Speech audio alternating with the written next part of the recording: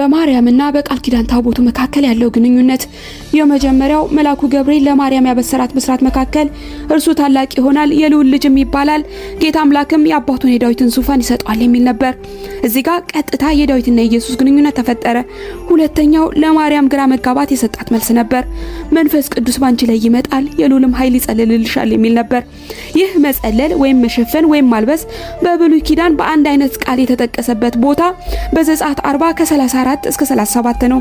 34 ላይ ደመናው የመገናኛውን ድንኳን ከደነ የእግዚአብሔርም ክብር ማደሪያውን ሞላ። በዘጸአት የታቦቱ ማደሪያ ድንኳን ካለቀ በኋላ ሙሴ ወደ መገናኛው ድንኳን መግባት አልቻለም ነበር። ምክንያቱም ደመናው በላዩ ስለነበር የእግዚአብሔርም ክብር ማደሪያውን ስለሞላ። ይህ የእግዚአብሔርን ሕልውና መገለጥ ነው። ይህ ብቻ አይደለም። በእግዚአብሔር ክብር የተሸፈነበት ቦታ ቅድስተ ቅዱሳን ይባላል። ያም የታቦቱ መኖሪያ ነው። በሌላ አባባል በሕዝቡ መካከል ታቦቱ በእግዚአብሔር ክብር ተሸፍኗል።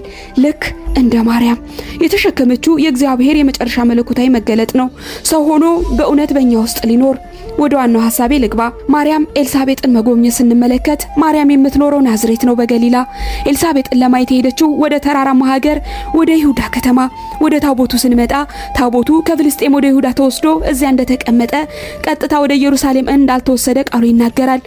ስፔሲፊካሊ ታቦቱ የተቀመጠበት ቦታ ተራራማ ቦታ ሲሆን የተቀመጠውም አሚናዳብ የተባለ ሰው ቤት ነው። ልክ እንደዛው ማርያም መታ በዘካርያስና በኤልሳቤጥ ቤት እንደተቀመጠችው ኤልሳቤጥ የማርያምን ድምጽ ስትሰማ ጽንሱ በማህፀኗ ዘለለ። ዳዊትም በደስታ ዘሏል። ይህ ዘለለ የሚለው ቃል በተመሳሳይ የተቀመጠው በሁለተኛ ሳሙኤል 6:14 ዳዊትም በሙሉ ኃይሉ በእግዚአብሔር ፊት ይጨፍርን ወይም ይዘል ነበር። ዳዊትም የበፍታ ኤፎድ ለብሶ ነበር።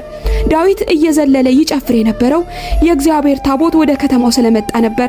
ሕፃኑም በኤልሳቤጥ ማህፀን ውስጥ ይዘል የነበረው ማርያም በሆዷ የእግዚአብሔርን የምሕረት ልጅ ይዛ ስለመጣች ነው። ሌላኛው የሚያስደንቀው ነገር ዳዊትና ኤልሳቤጥ ሁለቱም ተመሳሳይ ጥያቄ ጠይቀው ነበር።